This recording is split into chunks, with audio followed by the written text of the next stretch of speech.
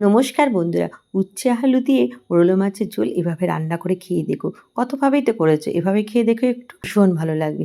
যা যা মশলা হবে সেগুলো একটা পেস্ট বানিয়ে নিয়েছি। তেল গরম হতেই মাছগুলো ভাজতে দিয়ে দিয়েছি। মিডিয়াম ভাজলাম, বেশি কড়া করলাম না। এবার ওই তেলের মধ্যেই আগে থাকতে কেটে রাখা উচ্ছে আর আলুটাকে ভাজতে দিয়ে দিয়েছি লবণ দিয়ে। উচ্ছেগুলো কিন্তু অবশ্যই দানাগুলো ফেলে দেবে।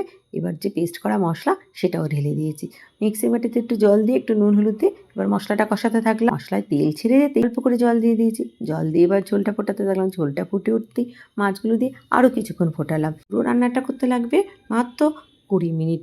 ঝোলটাকে দেখতে বেশ পাতলা লাগছে, তাই ১ চামচ আটাকে একটা চাকনির মধ্যে করে একটু এভাবে চেড়ে দিলাম।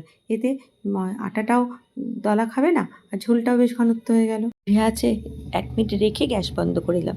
এবার পরিবেশন করলাম। সবাই তো খেয়ে বলল ভীষণ ভালো হয়েছে, ফ্যান্টাস্টিক।